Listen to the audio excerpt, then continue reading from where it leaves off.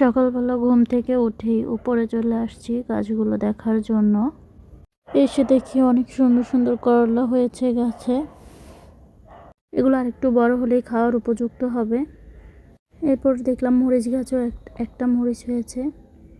এই যে মিষ্টি কুমড়া গাছগুলো অনেক সুন্দর করে জালনা দিয়ে উপরে উঠেছে, কিন্তু গাছ যতই বড় হোক না কেন কখনো মিষ্টি কুমড়া ধরে না। কেন বা কী কারণে ধরে না তা জানি না। হ্যালো এভরিওয়ান, আসসালামু আলাইকুম। প্রিয়সী লাইফস্টাইল থেকে আমি প্রিয়সী আপনাদেরকে ওয়েলকাম করছি আমার নতুন আরও একটি ব্লগে।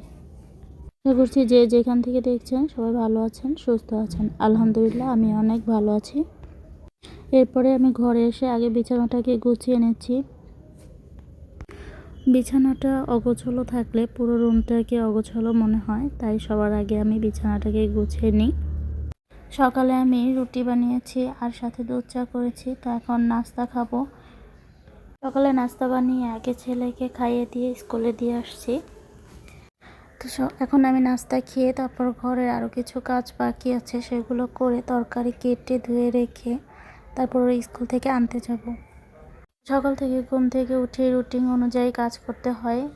একটু এদিক ওদিক হলে অনেক লেট হয়ে যায় রান্না করতে বা কাজগুলো শেষ করে উঠতে। সময়ের সাথে সাথে কাজগুলো শেষ করতে না পারলে রান্না করতে অনেক দেরি হয়ে যায়, সাথে সাথে নামাজের টাইমটাও আর পাওয়া যায় না। আর যেই দিন কাপড় ধোয়ার কাজ থাকে ওই দিন তো আরও বেশি দেরি হয়ে যায় রান্না করতে।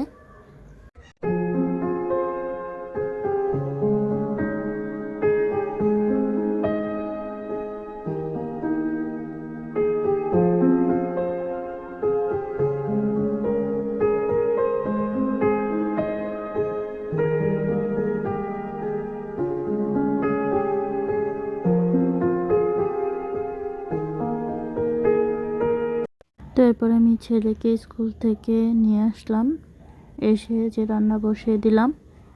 এই যে আমি শুটকি দিয়ে কচুরলতি রান্না করছি।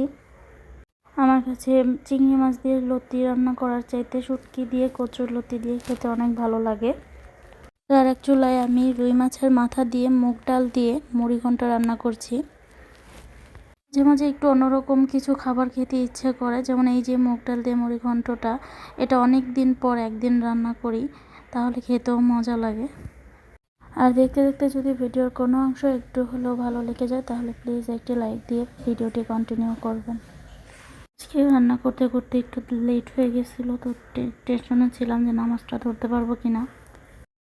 বললাম যেদিন কাপড় ধোয়া থাকে ওই দিন একটু রান্না করতে দেরি হয়।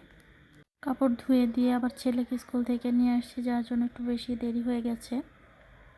তারপরে এই যে আমি তরকারিতে ঝোল দিয়ে ঢেকে রেখে তারপরে চুলা কমিয়ে দিয়ে গোসল করতে গেলাম।